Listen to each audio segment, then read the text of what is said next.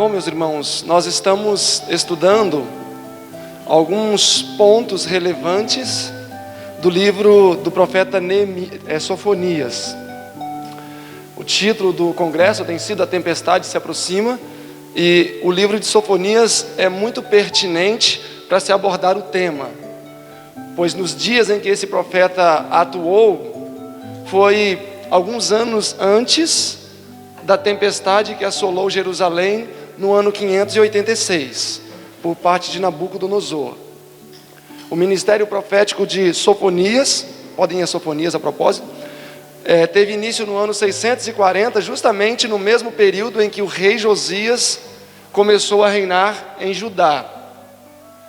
Depois vocês podem ver em Jeremias capítulo 1, verso 1 e 2, que no ano 13º de Josias, Jeremias também começou a profetizar. De maneira que Jeremias e o profeta Sofonias foram contemporâneos, ou seja, eles profetizaram os mesmos juízos que viriam sobre a casa de Judá. Foram contemporâneos. Por isso que suas mensagens são tão similares, quase que um vai complementando o outro, e ambos complementam um quadro maravilhoso que será pintado nesses últimos dias. Quanto às profecias de Sofonias, a irmã White diz no Profetas e Reis 389 que a palavra do Senhor veio a Sofonias, e o peso de sua mensagem sobre a impenitente Judá se aplica com a mesma força àqueles que estarão vivendo nos últimos dias, justamente antes da vinda de Cristo. Então o livro de Sofonias, embora tenha tido uma aplicação para os seus dias, embora o dia do Senhor no livro de Sofonias se cumpriu primariamente nos dias de Jerusalém, também se aplica aos nossos dias. Agora, quanto a Jeremias e os outros profetas, já fiz menção a esse texto, Mensagens Escolhidas, volume 3, na página 338, diz que todos os antigos profetas falaram mais para os nossos dias do que para os seus dias, de modo que suas profecias têm peso para nós hoje. Então, quando eu quero saber o que vai acontecer no futuro, basta eu analisar o passado, ou seja, o passado vai decifrar o futuro. A página 339 do Mensagens Escolhidas 3 também diz: a Bíblia juntou e acumulou muitos tesouros para a última geração. Todos os grandes eventos e solenes acontecimentos que aconteceram no antigo Israel estão tendo lugar na igreja nestes últimos dias. Então esse é o princípio bíblico. A história sempre se repete. Por que a história sempre se repete? Sabem por quê? Porque Deus quer que não fiquemos sem advertência. E mesmo as advertências de Deus são cumulativas. Ou seja, quando Testemunhos para a Igreja, volume 8, página 117, diz que vivemos sob luz acumulada de séculos, não é uma luz do passado que vivemos hoje, é luz acumulada. Lá nos dias de Moisés, no Pentateuco, temos muita luz. Depois, nos dias de Josué, Juízes, etc., mais luz foi agregada, acumulando-se. Depois nós temos o período dos reis de Israel, o período da monarquia, mais luz foi agregada e acumulando. Veio o ministério dos profetas que estiveram próximo ao período intertestamentário, mais luz adicional e acumulando. Jesus, apóstolo, etc., Ellen White. Então não é uma mera luz do passado vivendo hoje, é um acúmulo de luz que o povo de Deus tem recebido ao longo das eras. Hoje, diz o texto, vivemos acumulado sob toda esta luz. Isso é importante entendermos, porque, por exemplo, Testemunhos Seletos, volume 1, página 89, diz assim: maior luz raiou sobre nós do que os nossos pais no passado, de modo que não seremos aceitos por Deus se prestarmos o mesmo serviço que eles prestaram. Por quê? Porque hoje nós vivemos em um período em que muita luz está disponível. Temos muitos exemplos. Hoje A luz tem se tornado tão abundante que até quantas vezes por dia temos que comer, Deus nos orientou. Até que tipo de roupa, até o que nós devemos fazer como recriação. Enfim, maneiras de estudo. A irmã White tem um livro completo que fala só sobre como devemos falar, como usar a voz. Então, hoje realmente o mapa ficou muito nítido, luz do passado brilhando hoje. De maneira que, com a graça de Deus e a aplicação de tudo que Deus tem nos ensinado, certamente não há por que sermos deixados para trás. Mas precisamos nos atentar para as advertências do passado. Nós sabemos que as mensagens dos profetas eram mensagens claras, cristalinas. Não se tinha dificuldade de interpretação, porque estes homens foram demasiado claros, e mesmo assim houve rejeição da mensagem. Amós, Oséias, Miqueias, Isaías, na sua primeira parte de ministério, foram dedicados a Samaria, Israel, Reino do Norte. Todos rejeitaram a mensagem dos profetas, e no ano 722 veio a desolação. Como nós vamos ver amanhã, na última parte, a mesma coisa aconteceu com Judá. Mesmo Deus levantando tantos profetas só para o cativeiro, ou seja, dentro de Babilônia, Deus levantou 2 profetas. Se recorda quais são os 2 profetas que foram levantados dentro de Babilônia? Ezequiel e Daniel. Fora tinha Jeremias, Sofonias, antes de Sofonias, Abacuque. Muitos profetas foram levantados. E mesmo assim, por negligência, Israel teve o seu destino traçado. O livro de Sofonias tem 3 capítulos distintos. Eu ainda não disse isso ontem, mas digo hoje. O livro de Sofonias, o tema geral é o dia do Senhor. A expressão, o dia do Senhor, vai aparecer diversas vezes ao longo dos 3 capítulos. O dia do Senhor está perto. O dia do Senhor está perto. Naquele dia o Senhor se levantará, porque o dia do Senhor está perto. Este é o tema geral do livro de Sofonias, o dia do Senhor. E ele dividiu a sua abordagem em 3 partes. No capítulo 1, ele apresenta juízos que viriam sobre Judá. No capítulo 2, ele apresenta juízos que viriam sobre os inimigos de Deus. Aí ele apresenta várias nações aí, os etíopes, Nínive com a Síria, Gaza, Ascalon, Asdod, Ecrom,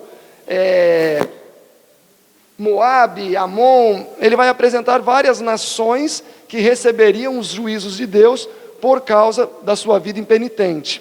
O capítulo 3, seguindo a regra de homilética de todo pregador verdadeiro, ele traz esperança. O capítulo 3 vai falar sobre promessas de restauração. Ou seja, ele vai trazer esperança para Israel, porque nem todos que estavam em Judá estavam corrompidos. Existia ali um remanescente. Então, no capítulo 3, Sofonias vai falar sobre promessas de restauração.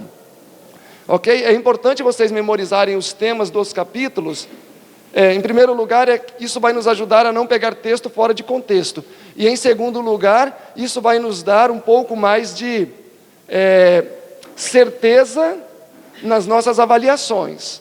Então, os juízos apresentados no capítulo 1 contra o povo de Deus, no capítulo 2, contra nações pagãs, os elementos presentes no capítulo 3, promessas de restauração. Ontem já avaliamos alguma coisa aqui do capítulo 1, mas eu gostaria de avaliar de maneira mais especial hoje, ainda no capítulo 1, antes de irmos para o 2, o versículo 7. Então vamos agora avançar para Sofonias 1, versículo 7, que diz: Cala-te diante do Senhor Deus, porque o dia do Senhor está perto, porque o Senhor preparou o sacrifício e santificou os seus convidados. Versículo 14. O grande dia do Senhor está perto. e se apressa muito, amarga é a voz do dia do Senhor, clamará ali o poderoso. E aí ele vai seguir novamente com a expressão. Olhem Amós comigo, eu gostaria de salientar um ponto do livro de Amós. Amós capítulo 5. Amós capítulo 5, versículo 18, diz assim: ai daqueles que desejam o dia do Senhor. Para que quereis vós o dia do Senhor? Será um dia de trevas e não de luz. Parece contraditório, porque a nossa esperança justamente deveria estar no regresso do Salvador. Mas aqui Amós traz uma advertência. Porque muitos desejam tanto o dia do Senhor. Israel desejava muito o dia do Senhor. Quando desejamos muito o dia do Senhor, poderíamos dizer que tem dois aspectos. Primeiro, estamos preparados para enfrentá-lo. Segundo, não temos consciência do que é o dia do Senhor, e nem consciência da nossa própria condição. Porque aquele que não tem a condição necessária, que vamos ver no capítulo 2, para ser protegido no dia do Senhor, eu creio que ele estaria louco ao desejar o dia do Senhor. Voltem a Sofonias. Nos dias de Sofonias existia a mesma coisa. Muitos desejavam o dia do Senhor. Muitos desejavam ver o Senhor se manifestar para elevar a nação de Judá acima de todos os reinos, mas desconsideravam a sua condição para estarem de pé no dia do Senhor. Quando nós vemos a expressão dia do Senhor, meus irmãos, nós precisamos interpretá-la dentro do seu devido contexto. Em sentido primário, o dia do Senhor aqui em Sofonias se cumpriria quando?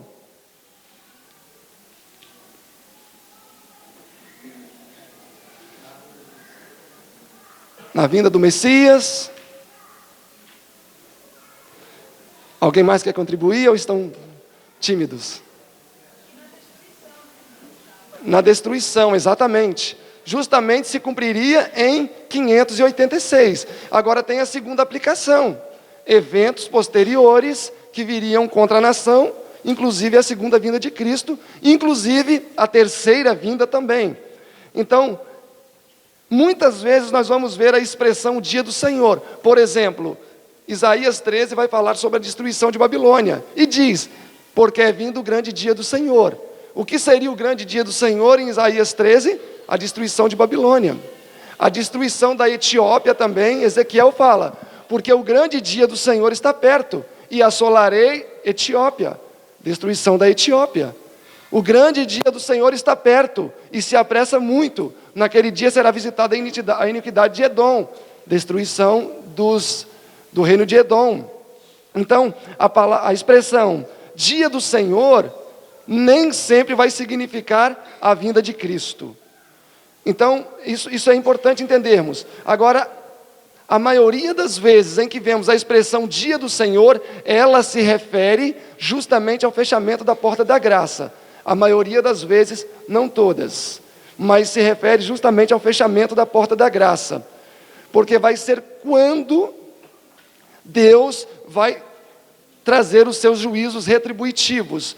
Por exemplo, a irmã White diz no livro Maranata, eu me esqueci a página, mas diz assim: no grande dia do Senhor, pouco antes da vinda de Cristo, o Senhor dará ordem aos anjos para que soltem os ventos, e então ele assolará a terra. Então esse texto, por exemplo, o dia do Senhor é especificamente as pragas. E aí, qual é o objetivo do profeta? A irmã White diz no Mensagens Escolhidas, volume 3, na página 49. Tenho estado ocupada de manhã à noite. Tenho registrado tudo o que Deus tem me mostrado, e esta é a responsabilidade de minha obra, a fim de preparar um povo para estar de pé no grande dia do Senhor. Esse é o papel do profeta. Preparar o povo para estar de pé diante do grande dia do Senhor. Fundamentos da Educação Cristã, 121 também diz: como povo, devemos fazer uma grande obra por nós mesmos, com o intuito de ajudar a preparar um povo para estar de pé diante do grande dia do Senhor. Então não é só o profeta nos dá a mensagem em primeira mão, e nós temos o encargo também de ajudar a compartilhar esta mensagem. Por exemplo, Parábola de Jesus 69 tem um texto que todos conhecem, né? Cristo aguarda com fremente desejo a manifestação de si mesmo na sua igreja. Somente quando o caráter de Cristo se reproduzir na sua igreja, ele virá para reclamá-los como seus. Se nós voltarmos um pouquinho antes na página 67, diz assim: Deus deseja reproduzir-se na humanidade, e Ele faz isso por intermédio daqueles que já refletem o seu caráter. Então, qual é o sinete que Deus usa para moldar a outros? Aqueles que já alcançaram aquilo que é dito que se deve alcançar. Ou seja, Deus vai usar o próprio homem. Deus vai usar o próprio homem. O objetivo de Deus para Israel não era que eles fossem luz. Não é o que Testemunhos Seletos, página 150 diz? Volume 1. Que o objetivo de Deus para Israel é que eles fossem luz. E a luz faz o quê? Qual é a principal função da luz? Iluminar. Se a luz deixa de dar brilho, ela já não vai ter mais utilidade. O mesmo é o que acontece com o sal. Sal é para dar sabor. Se ele se torna insípido, ele já não tem mais utilidade. Então, o dia do Senhor aqui, meus irmãos, em Sofonias, em primeira instância, vai ser a destruição de Jerusalém. Em segunda instância, vai ser o fechamento da porta da graça, como nós vamos ver agora. Sofonias capítulo 1, verso 12. Vamos ver o fechamento da porta da graça. E há de ser que, naquele tempo, esquadrinharei a Jerusalém com lanternas, e castigarei os homens que estão assentados sobre suas fezes, e que dizem no seu coração: ah, o Senhor não faz o bem, o Senhor não faz nenhum mal. Deus iria fazer o que com estes? Iria esquadrinhá-los. O que seria este esquadrinhar de Deus aqui no livro de Sofonias? O que seria? Será que não, perscrutar, será que não seria a obra de Ezequiel 9? O que é que o anjo de Ezequiel 9 estava fazendo? Identificando quem? Ele estava esquadrinhando aquele que chorava e gemia. Ou seja, ele estava avaliando para ver quem dentre o povo teria condições de receber o selo. Então, quando a Bíblia diz que Jerusalém seria esquadrinhada, ela seria averiguada para ver quem estaria lícito para receber o selo ou não. Ou seja, trazendo isso para os nossos dias, temos uma representação do juiz investigativo, porque nesse período, quando Jerusalém foi averiguada, não se estava averiguando nações gentílicas, estava se averiguando o povo de Deus, para saber quem dentre o povo estava suspirando e gemendo pelas abominações praticadas no templo. Hoje isso acontece a partir de 1844. Com o início do grande juízo investigativo, onde todo aquele que um dia entrou para o serviço de Deus, tem o seu nome avaliado. E diante dessa avaliação, ele vai ser aprovado ou vai ser rejeitado, vai ser reprovado. E isso estava acontecendo. Esta mensagem de Sofonias encontra sua aplicação lá em Ezequiel 9, como vamos ver daqui a pouco. Vamos avançando então. Ok, então no verso 12 temos o juízo investigativo, o período de selamento, que nós vamos ver ainda no capítulo 2 também, mas para Judá. Verso 15: aquele dia será um dia de indignação, de tribulação e de angústia. Será um dia de quê? De angústia. Verso 17: e angustiarei os homens que andarão como cegos, porque pecaram contra o Senhor, e o seu sangue se derramou como pó, e a sua carne será deixada por esterco. Quando avançamos para a parte final do capítulo, Justamente vamos transbordar para o capítulo 2, verso 1, que diz: congregai-vos, sim, congregai-vos, ó nação não desejável. Quem é a nação não desejável aqui? Israel. A partir do versículo 4, ele vai migrar os seus juízos para nações pagãs, mas ele ainda está na mesma temática do capítulo 1. E interessante que em muitos outros lugares, Deus dizia, ó nação desejável, né? Mas agora já não era mais desejável. Verso 2, né? Congregai-vos, verso 2, antes que o decreto produza o quê? O seu efeito, e o dia passe como a pragana, antes que venha sobre vós o furor da ira do Senhor, antes que venha sobre vós o dia da ira do Senhor. Vocês conseguem identificar o que seria a ira do Senhor? Vocês já avaliaram, biblicamente falando, o que seria a ira do Senhor? Seriam as pragas. Apocalipse 15, versículo 1.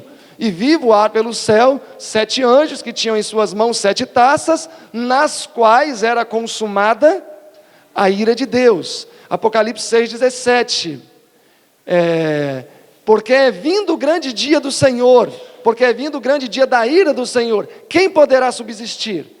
O grande dia da ira do Senhor, ali em Apocalipse 6, 17, se cumpre em Apocalipse 15, quando Deus derrama as pragas. E as pragas começam a incidir sobre a terra quando?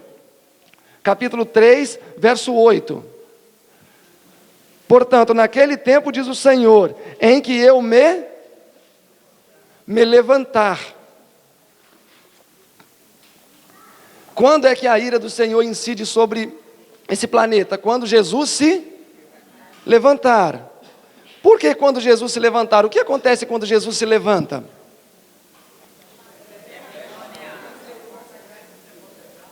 Quando Jesus morreu, segundo Hebreus capítulo 8, diz que ele foi ao céu e assentou à destra do Pai. Romanos 7, 34 diz assim, em quem temos um intercessor que está assentado à destra do Pai e faz o quê? Intercede por nós. Quando a Bíblia apresenta Jesus sentado, em todos os lugares, vai apresentar que ele ainda está intercedendo, ou seja, a porta da graça está aberta, ainda há oportunidade de salvação. Quando Jesus é apresentado estando de pé, sinal que a porta da graça se fechou. Então aqui quando diz, me levantarei para derramar a ira, é que a graça havia se acabado. Quando nós olhamos Daniel 12, 1, diz assim, e naquele tempo se levantará Miguel e haverá um tempo de angústia, ou seja, a graça vai acabar. E aí quando nós chegamos ao final das 70 semanas, em Atos 7, 56, diz, e Estevão, fitando os seus olhos nos céus, viu que o Filho de Deus estava de pé à direita de Deus. 3 anos e meio antes, Hebreus e Romanos diz que ele foi e assentou-se. 3 anos e meio depois, no final da graça para os judeus, ele foi visto de pé. Amós 9, verso 1, quando a porta da graça se fechou também para Israel em Samaria, que no capítulo 6 é dito, chegou o fim para o meu povo Israel. Capítulo 9, 1 diz, eis que eu vi o Senhor de pé. Então sempre quando existe fechamento da porta da graça, o Senhor é apresentado estando de pé. Ou seja, não vou mais interceder. Mas por que de pé? Existe um simbolismo. Hebreus 1 diz assim, o Filho do Homem está assentado à destra de Deus, enquanto os seus inimigos são colocados por escabelo dos seus pés. Ou seja, os inimigos de Deus, de Jesus, são colocados sob seus pés, embaixo dos seus pés. E aí Isaías 63 diz, quem é este que vem com suas roupas manchadas de sangue? Ah, é ele que pisou o lagar. Então quando Jesus fica de pé, o que acontece com seus inimigos? São esmagados. Esse esmagamento é representado pelas pragas. Se vocês olharem Apocalipse 14, nos últimos 2 versículos vai dizer vai dizer exatamente isso, que o lagar foi pisado e o sangue transbordou até os freios dos cavalos, justamente no período das pragas. Então o lagar ser pisado representa as pragas sendo derramadas nesse mundo, trazendo juízo sobre todos os impenitentes. O objetivo da mensagem profética é fazer com que, neste período, o povo de Deus seja protegido. Como diz no capítulo 2, versículo 3 de Sofonias: buscai ao Senhor, vós todos os mansos da terra, que tendes posto por obra o seu juízo, buscai a justiça, buscai a mansidão, e pode ser que sejais escondidos. Pode ser que sejais escondidos. O que seria estar escondidos no período em que as pragas estiverem caindo? Proteção, selamento. Quando as pragas caíram lá no Egito, inclusive a 10ª praga, que foi terrível, o povo de Israel estava escondido? Estavam protegidos por um selo. A irmã White diz assim no Primeiros Escritos, na página 43, vi que Deus estava estendendo uma cobertura sobre o seu povo, a fim de protegê-los no período do tempo de angústia. Então a cobertura, Deus estende sobre nós, não no momento em que isso acontecer, mas antes. Testemunho Seleto, volume 2, página 71, diz assim: que estáis fazendo na obra de preparação? É uma pergunta, né? Que estáis fazendo na obra de preparação? Quando sair o decreto e o selo for aplicado, o caráter daquele que recebe o selo permanecerá puro, sem mácula e santo, por quanto tempo? Para sempre. Para sempre. Mas a página 69 traz um pensamento forte. Testemunhos Seletos 2, página 69 diz: o selo de Deus não será colocado sobre aqueles que tiver uma nódoa sequer no seu caráter. Cumpre-nos purificar o nosso caráter, nos limpar de toda a iniquidade, a fim de sermos protegidos no grande dia do Senhor. E nós vivemos justamente nesse período, em que há esta oportunidade de desfrutarmos desta cobertura, porque o texto diz: buscai ao Senhor com mansidão, vós mansos da terra, pode ser que sejais escondidos. Então, quando o Senhor se colocar de pé, meus irmãos, o texto diz: aquele que é justo, vai continuar justo, mas o que é ímpio, permanecerá na prática da impiedade. Esta foi a situação nos dias de Sofonias. Ele estava preparando um povo, ou buscando preparar um povo, para que pudesse subsistir as assolações que viriam em um tempo muito próximo. E aqui Deus diz que eles seriam escondidos. E Isaías, na verdade, pinta esse quadro também, e eu acho maravilhoso como Isaías pinta esse quadro, aqui no capítulo 20, Isaías 26, olhem aí, estamos falando do mesmo evento.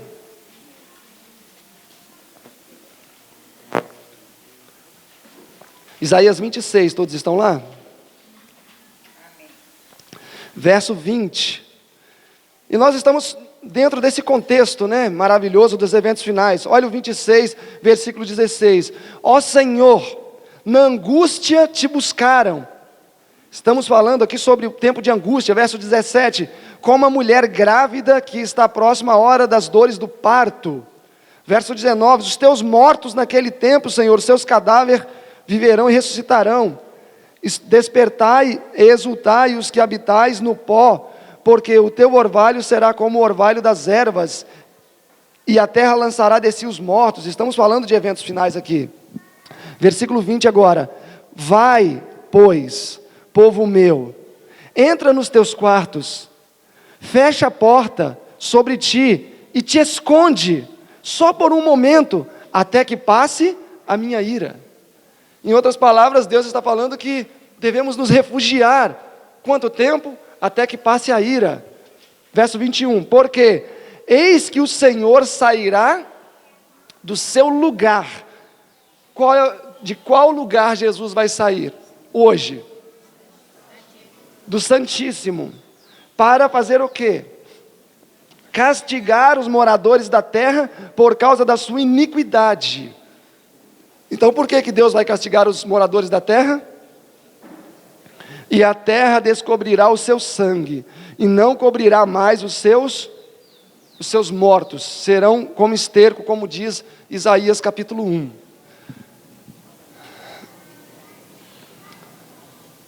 Nós sabemos, meus irmãos, como vimos ontem, que a mensagem de Sofonias era uma mensagem impopular.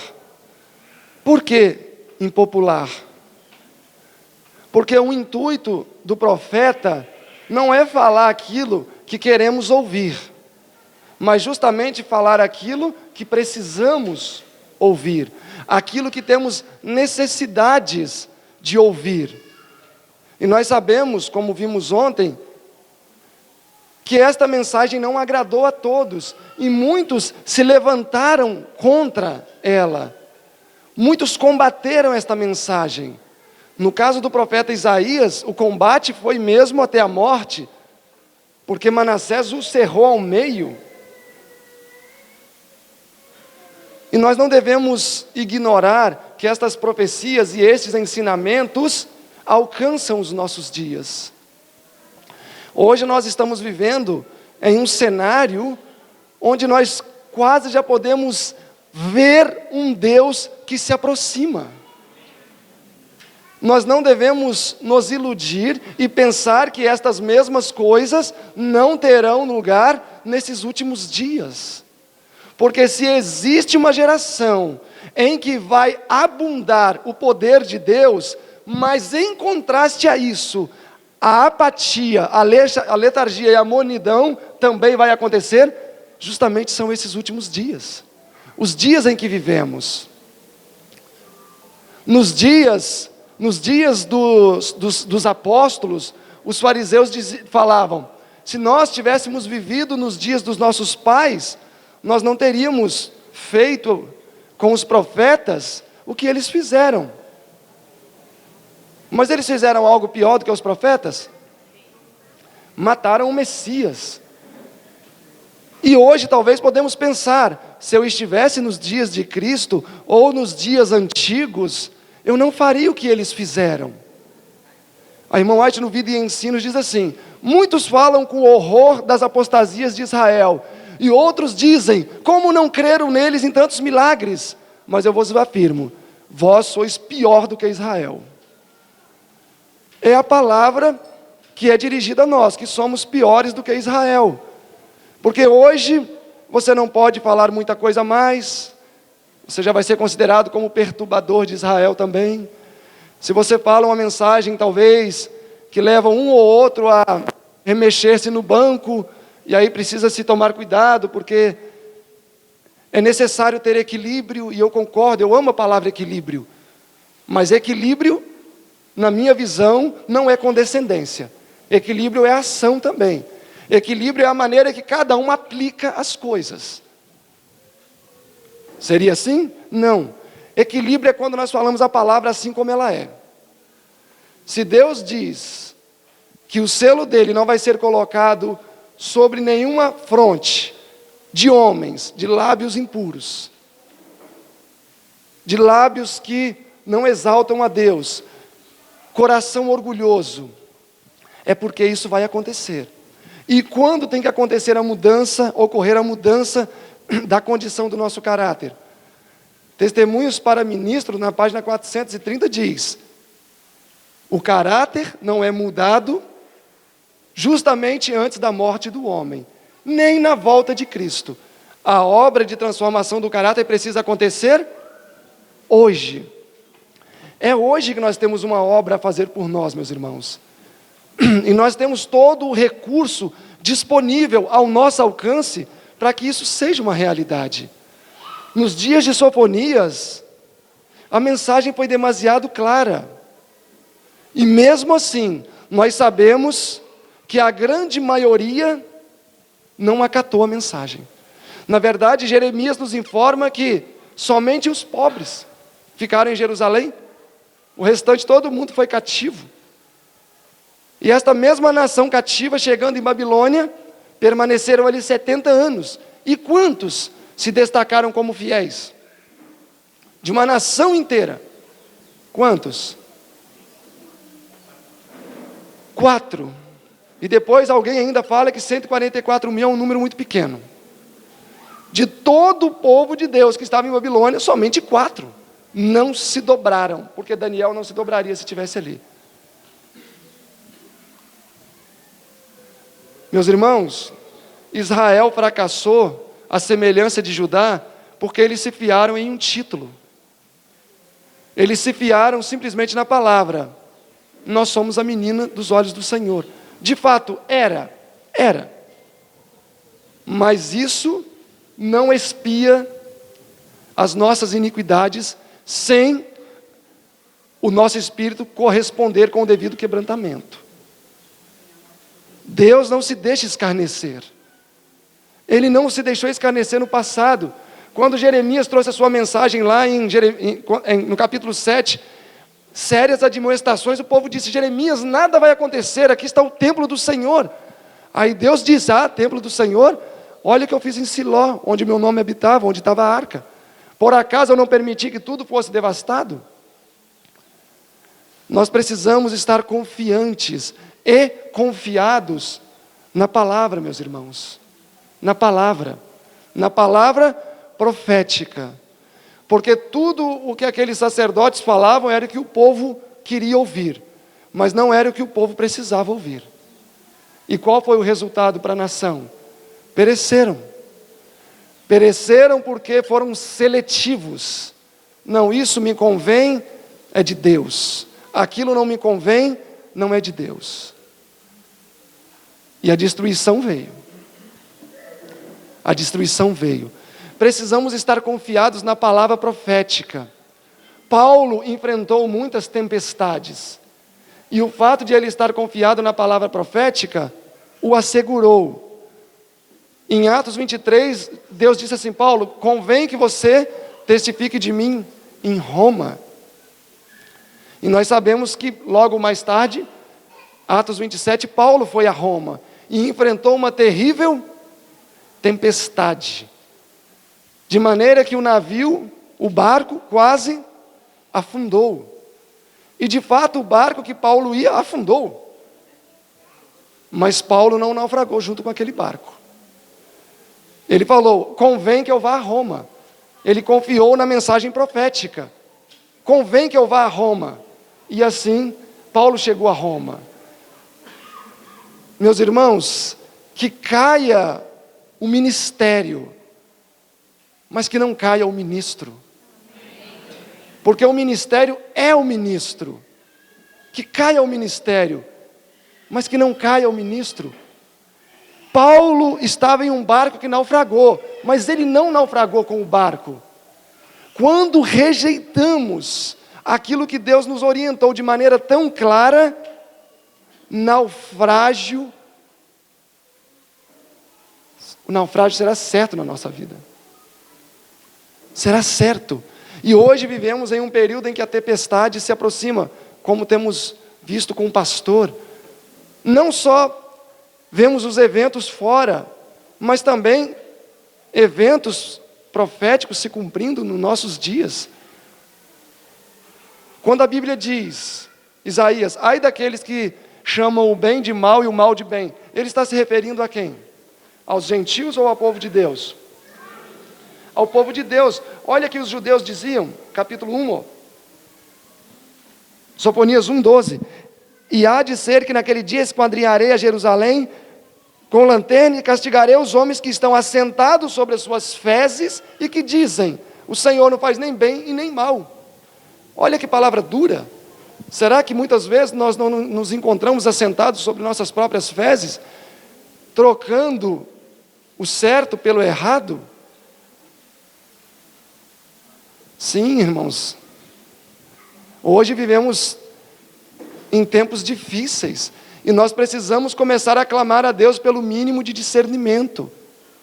Hoje, quem quer pregar a verdade e viver a verdade no nosso meio, tem sido excluído da igreja. Como aconteceu ontem à noite. Pode comentar? Ontem à noite, não sei quantos sabem, mas o nosso querido irmão Daniel Silveira foi removido do hall de membros da igreja. Enquanto outras situações delicadas que acontecem, de pecados públicos, são pagos com promoções, jubilações, estadias no exterior, recompensas, dinheiro para ficar de boca calada, para não trazer opróbrio. enquanto os outros querem fazer a coisa certa, são expulsos. E o que é triste é saber que talvez a maioria, eu não quero dizer quem, mas a maioria não vai parar para refletir se existe uma incoerência. Será que isso está certo? Será que está errado? Hoje você faz um evento e promove o vegetarianismo, dissidência, perfeccionismo. E você vê eventos que é verdadeira boate. Bingos, festas, churrasco. E aí está tudo bem, está tudo certo. E se você fala o que eu estou falando, você ainda é o dissidente e o perfeccionista. Será que não houve uma inversão de valores? Quando você fala que o plano de Deus é que os jovens namorem a moda antiga, para não abrasar os seus corpos. Perfeccionismo. Ao passo que a fornicação é o que tem tido lugar, isso sim pode, não tem problema. E uma vez eu conversando com um pastor justamente sobre essa questão de jovens, ele falou: meu irmão, entenda que é melhor ter um jovem fornicando dentro da igreja do que ele está fora. Pois é. Mas isso acontece. Isso acontece. Então, a advertência é a seguinte: nós precisamos de maneira individual trazer sobre nós a cobertura. E nós temos pouco tempo para isso. Pouquíssimo tempo. Sem essa cobertura, ninguém vai ser protegido no tempo das pragas. Essa cobertura é o selo de Deus que vai ser aplicado. E qualquer um aqui que se levantar falando isso vai ser taxado como dissidente, vai ser taxado como perfeccionista. Mas pensem o seguinte: que o céu deve regozijar-se quando alguém é acusado porque desejar fazer a coisa certa.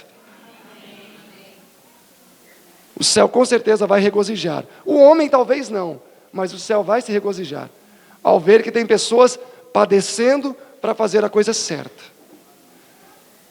O mundo tem se reavivado.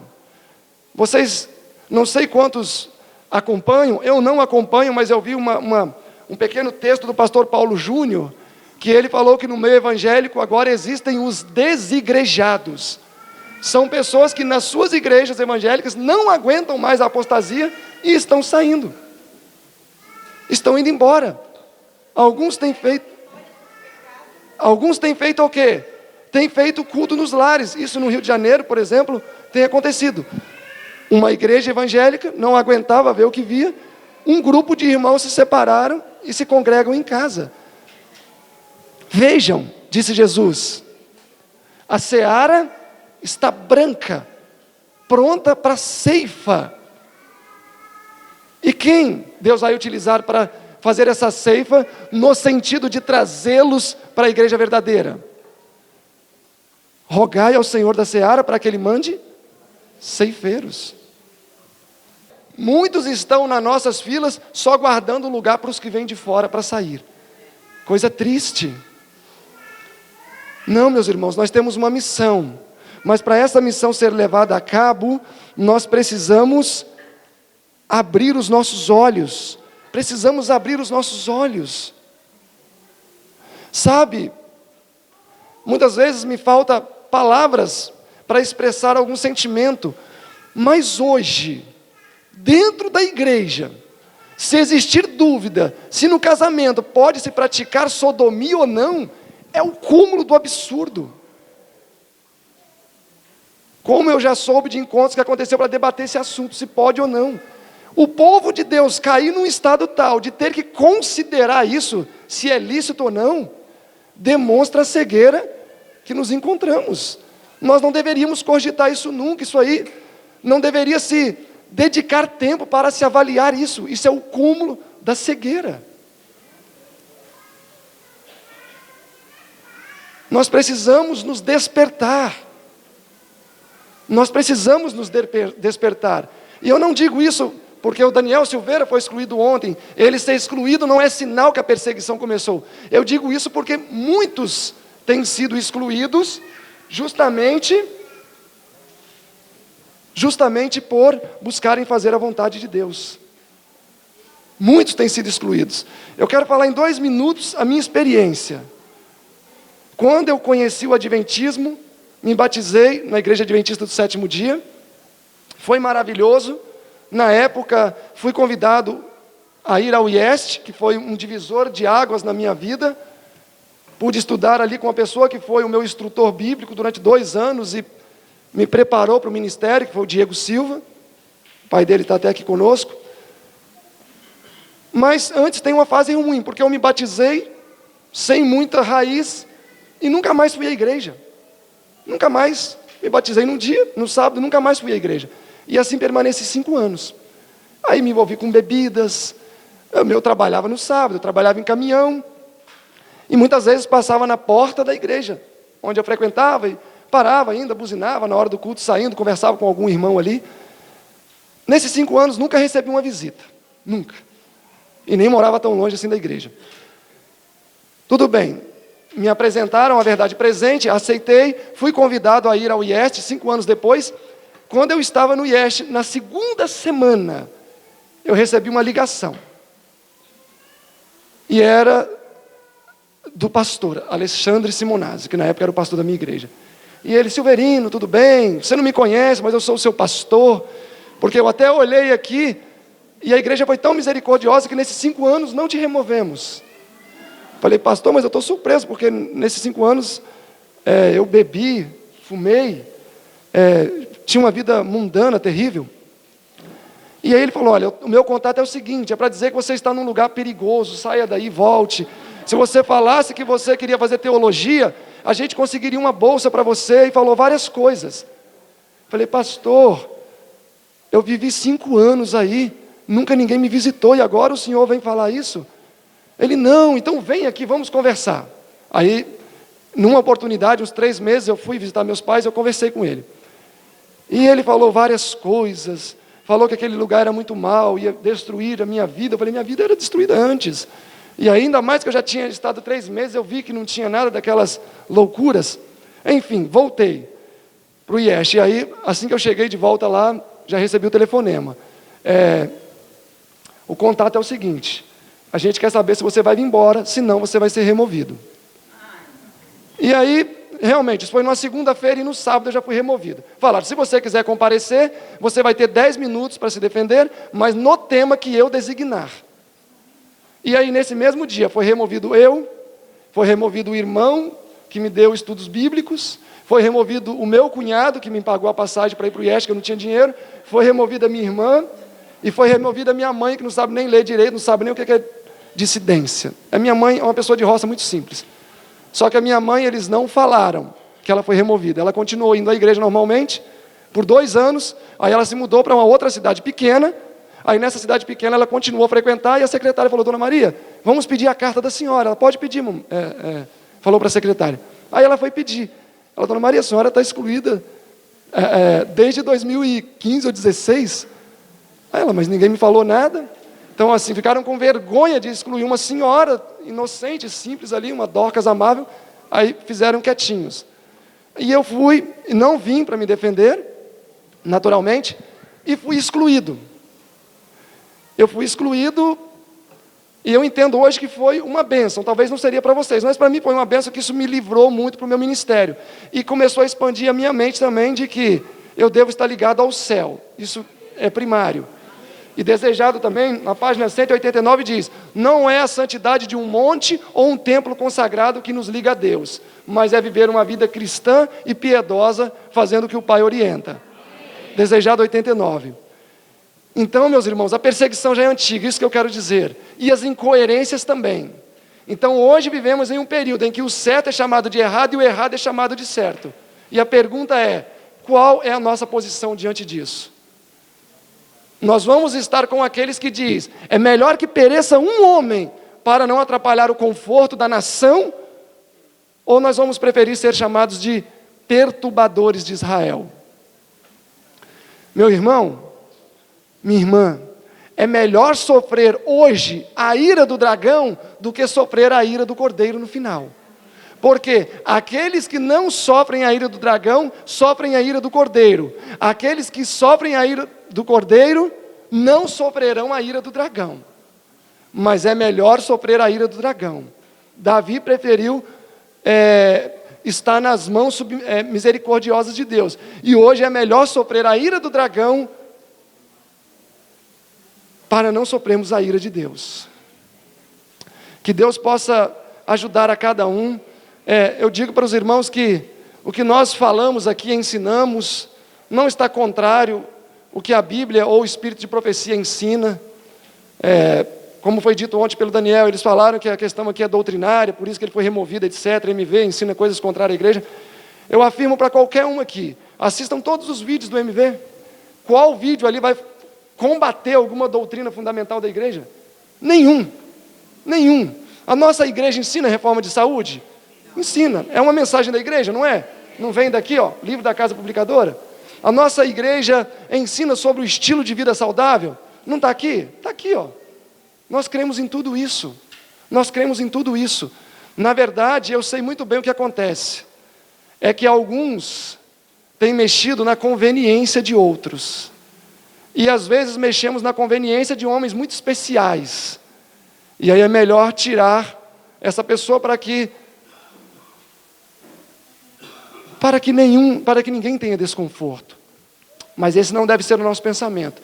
Tu és o perturbador, Acabe, não sou eu. Você e o seu pai que tem destruído esse povo. Que Deus possa nos ajudar, meus irmãos, a não nos curvarmos diante da estátua, mas permanecermos firmes e fiéis, porque o conflito certamente virá. Amém? Vamos nos colocar de joelhos para orarmos.